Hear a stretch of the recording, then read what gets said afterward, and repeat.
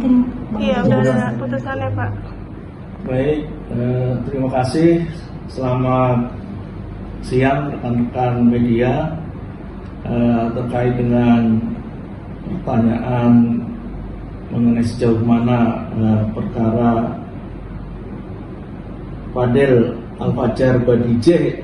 Iya, betul. Ya, itu kita secara kronologi bahwa perkara itu disidangkan oleh Pengadilan Negeri Jakarta Selatan dan diputus pada tanggal 1 Oktober 2025.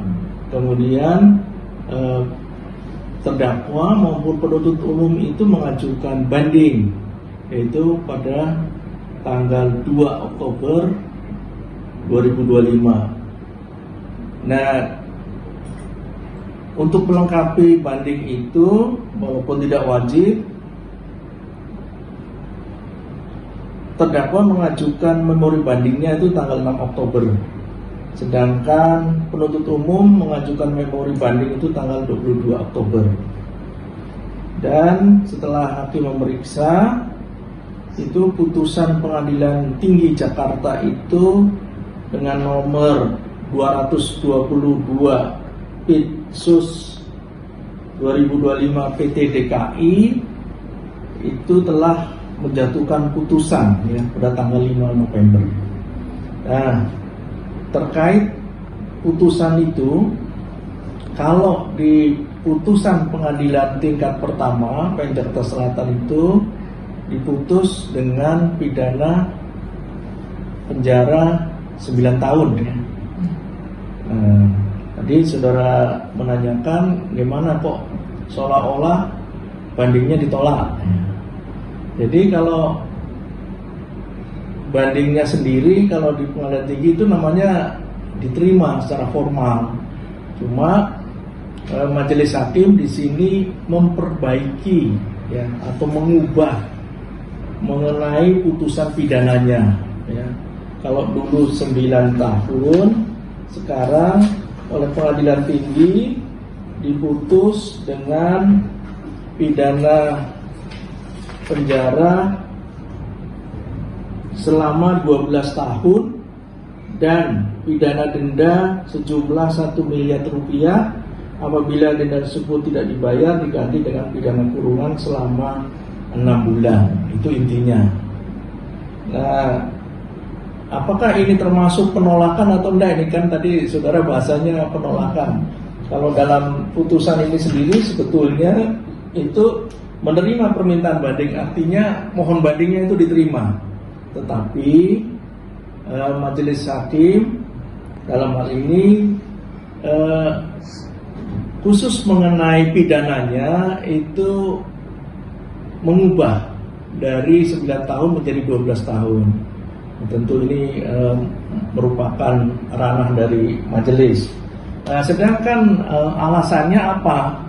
Kalau di dalam putusan itu kita baca, itu ada yang memberatkan. Jadi kembali lagi bahwa pidana 12 tahun itu karena yang terbukti itu ada 2, sama dengan PN juga. Yang pertama adalah perbuatan persetubuhan dengan anak di bawah umur. Sedangkan dakwaan yang kedua adalah pengguguran kandungan juga terbukti. Jadi di sini kumulatif, ada 2 tindak pidana yang terbukti. Nah, itu. Ada alasan yang khusus di sini bahwa pengguguran itu sudah dilakukan 2 kali. Dan pelakunya ini sama aja, itu aja yang dulu, pelaku yang itu juga. Jadi sudah dilakukan 2 kali, sehingga ya ini ada trauma lah kepada korban, ya, ada trauma terhadap korban. Kemudian ada yang menarik di putusan tersebut bahwa ada dalil ataupun pernyataan dari terdakwa bahwa ia mau menikahi gitu. Tapi majelis hakim di dalam perkara ini tidak melihat itu atau menolak bahwa itu mau menikahi karena nyatanya menggugurkan 2 kali. Anak darah dagingnya sendiri digugurkan, tetapi dia mau menikahi. Nah ini baru mau ya, baru akad, tetapi belum secara ininya belum ada. Ya. Nah itu kira-kira yang menjadi alasan dari majelis hakim ketika memutus perkara ini. Ada yang lain? Jadi mungkin apakah walaupun masih 19 tahun pelaku ini, apakah nggak dipertimbangkan dulu apakah dia berubah untuk Pak atau gimana? Pelaku kalau di dalam putusan ini berumur 20 tahun ya. Oh, ya. Karena dia lahir di 11 Mei 2004. Jadi dan untuk ukuran dewasa ini adalah 18 tahun. Sehingga itu sudah termasuk perkara orang dewasa. Ya. Nah, itu mengenai kedewasaan itu. Tentu kalau melihat ini pun ya mungkin ancamannya itu sebetulnya lebih dari itu, kalau nggak salah di dalam Undang-Undang Perlindungan Anak itu sampai 15 tahun. Jadi sebetulnya masih dalam koridor ya, masih dalam memang kewenangan dari majelis hakim.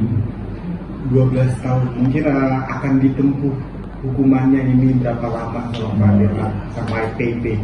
Nah, mengenai kapan atau ditempuh, terkait ditempuh itu tentunya ini sudah menyangkut masalah eksekusi, yang nanti adalah eksekusi adalah penuntut umum atau jaksa. Tapi secara umum itu ada diatur di dalam Undang-Undang Nomor 22 Tahun 2022 juga, yang Undang-Undang Pemasyarakatan.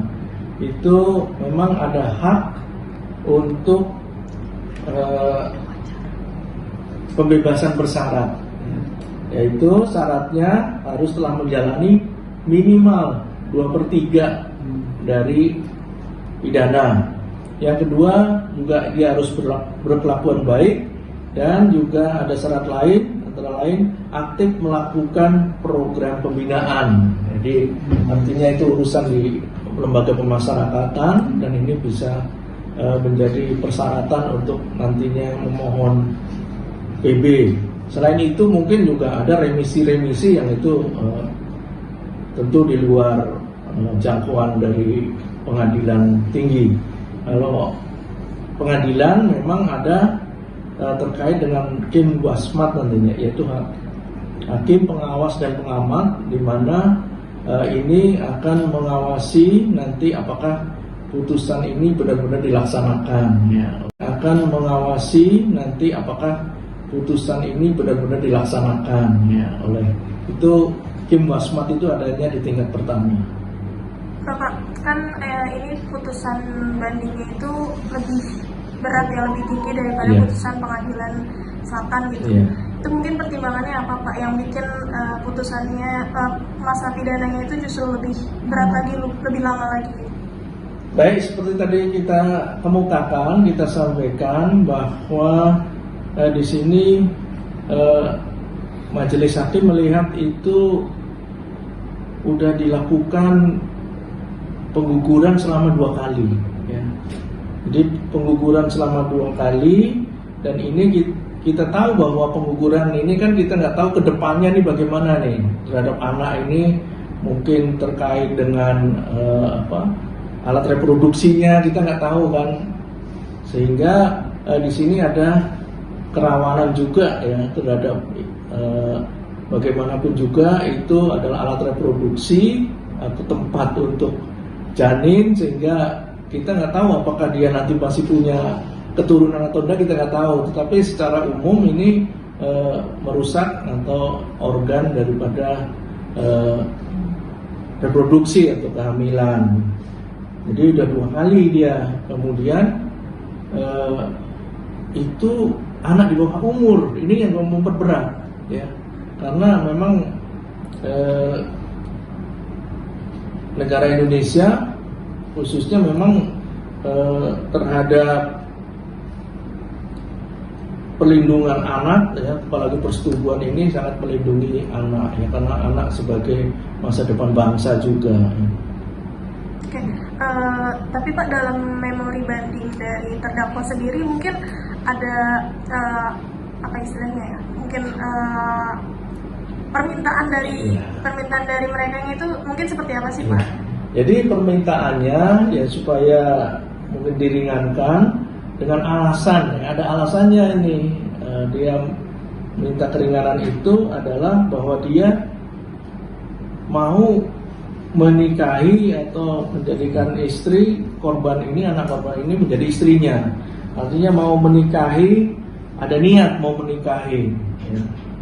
Dan sebagaimana tadi saya sampaikan, majelis melihat ini dia bilang mau menikahi, tetapi kok menggugurkan sampai 2 kali, dan itu adalah hasil dari perbuatan pelaku maupun korban di sini. Dia mau menikahi tetapi kok dagingnya sendiri, istilahnya itu ditiadakan, artinya dibunuh gitu. Ya, digugurkan. Dia bagaimana kalau mau menikahi, ya menikahi aja, nggak perlu menggugurkan. Barangkali pemikiran majelis begitu. Itu tertuang Pak di memori bandingnya? Bukan di memori banding, tetapi di putusan. Ada.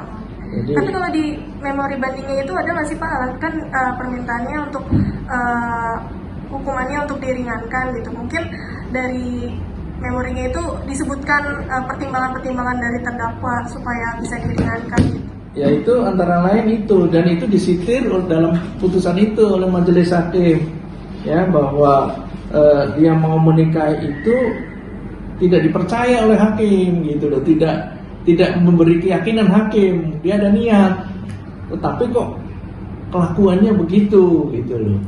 Katanya ada niat, tetapi kok kontraproduktif dengan niat dia, malah menggugurkan. Nah ini sementara ya ini di sini disebut seharusnya dijaga dan disayang apabila benar niat akan menikahi korban.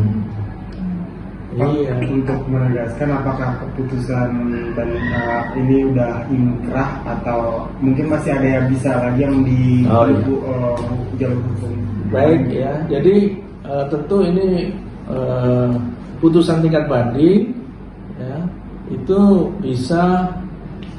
masih bisa dikoreksi ya, apabila ini diajukan kasasi ya, kepada Mahkamah Agung, karena putusan banding itu masih bisa dikoreksi oleh putusan kasasi ya. Tapi dikoreksinya apa aja, bisa tetap, bisa berkurang, bisa juga bertambah. Ini kan gitu ya. Jadi ini kan masalah hukumnya begitu ya. Sedangkan untuk kasasi, apakah pihak terdakwa ini mengajukan atau terpidana mengajukan kasasi, ini tentu yang lebih kompeten di sana mengajukan adalah ke Pengadilan Negeri Pengaju, yaitu Pengadilan Negeri Jakarta Selatan. Apakah ada berita itu? Katanya ada mau akan dilaksanakan. Nah, kalau memang akan dilakukan kasasi, ya mudah-mudahan itu dilakukan dalam tenggang waktu yang diberikan oleh undang-undang, yaitu 14 hari. Pak, berarti dalam tingkatan banding sama kasasi itu nggak ada fakta nggak ada bukti baru yang diajukan? Tidak ada bukti baru yang diajukan, dan itu dari memori banding itu majelis di sini mempertimbangkan bahwa semuanya hal-hal yang dikemukakan itu tidak ada hal-hal baru dan kesemuanya telah dipertimbangkan oleh majelis hakim tingkat pertama, sehingga dengan demikian tidak perlu dipertimbangkan lagi dari samping yang sudah dipertimbangkan oleh pengadilan tingkat pertama. Ini dalam putusan halaman 11, termasuk juga tadi di halaman 11 itu juga ada hal-hal yang memberatkan itu tadi, khusus yang bahwa dia niat mau menikahi tetapi menyuruh ataupun ini terjadi pengguguran kandungan. Sedangkan perkara ini ada dua perbuatan ya, kumulatif. Satunya persetubuhan sudah kena pidana, kemudian penggugurannya kena. Bisa Oke. dikatakan ini Pak, kalau misalnya dia pihak sana nggak mengajukan banding itu bisa tetap 9 tahun aja ya? Nah itu kalau pihak-pihak tidak mengajukan banding dulunya, ya tentu putusan pengadilan negeri itu menjadi inkrah atau BHT. BHT itu berkekuatan hukum tetap, sehingga dia bisa mempunyai kekuatan pelaksanaan. Pelaksananya ya 9 tahun kalau di PN. Itu. Ada lagi? Udah. Udah cukup Pak. Saya tutup. Apa kalau sudah cukup? Ya, Boleh. siap. Baik, itu terima kasih kepada rekan-rekan media itu yang bisa kita sampaikan terkait putusan nomor 222 Pitsus 2025 PT DKI ya, atas nama terdakwa Fadel Al-Fajar Bajideh alias Fadel yang umur atau tanggal lahirnya itu umurnya 20 tahun 11 Mei 2004. Pekerjaan pelajar mahasiswa. Demikian. Terima kasih sekali lagi. Billahi taufiq wal hidayah. Wassalamualaikum warahmatullahi wabarakatuh.